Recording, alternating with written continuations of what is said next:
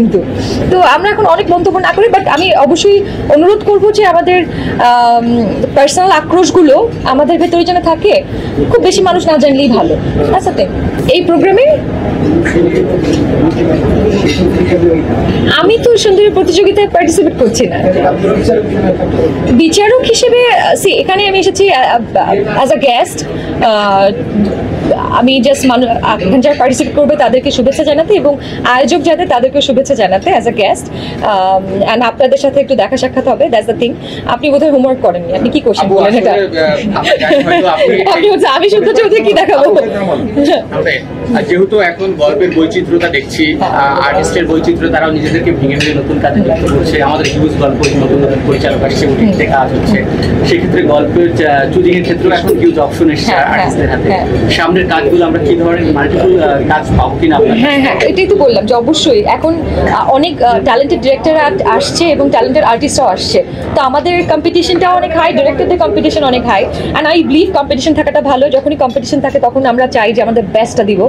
So of course আমিও try করছি। খুব শীঘ্রই চরকির ব্যানারে বড় কোনো ধামাকা পেতে যাচ্ছে কিনা?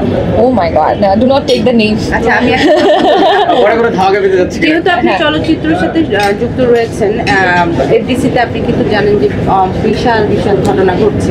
আমি কিন্তু আমি এফডিসির ইংলিশের ডিরেক্টর, এটা অনেকেই জানেন। আমি কিন্তু চলচ্চিত্র অভিনয় শিল্পীর ইয়াতে অন্তর্ভুক্ত না। আমি কিন্তু কয়দিন পরে 2 বছর পরে ইউ নেভার নো তার গলায় হাত দিয়ে হাঁটবে, ইউ নেভার নো।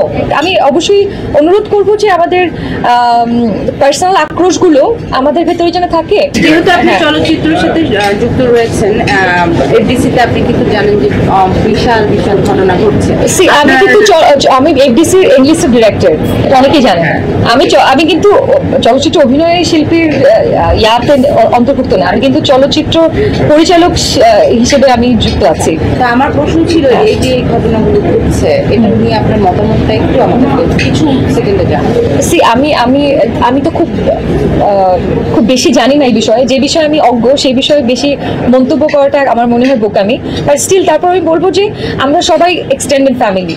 আমাদের একসাথে থাকতে গেলে আমার বাসায় ছোট বোন, বড় ভাই, কিংবা আমার বাবা, মামা, চাচাচি সবার সাথে আমাদের ঝগড়া হয়। আপনাদের হয় নাই কখনো?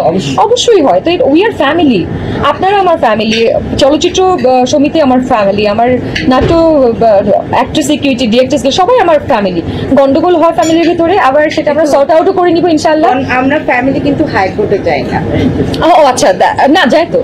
হ্যাঁ, আমি দেখেছি। আর আমাদের গ্রামেই তো জমি জমা নিয়ে হাইকোর্টেও চলে যায় আপন ভাই বোনরাও, তো এটা হইতেই পারে। So you can not define it. স্বামী স্ত্রী যারা একসাথে ঘর করে তারা ডিভোর্স দিয়ে হাইকোর্টে চলে যাচ্ছে না বা কোর্টে চলে যাচ্ছে না, ফ্যামিলির মতো হয়। সো আমরা আসলে অনেক ডিফাইন না করি। দেখা গেছে এখন যারা শত্রু তারা কয়দিন পরে 2 বছর পরে ইউ নেভার নো তার গলায় হাত দিয়ে হাঁটবে, ইউ নেভার নো। সো আমরা জানি না।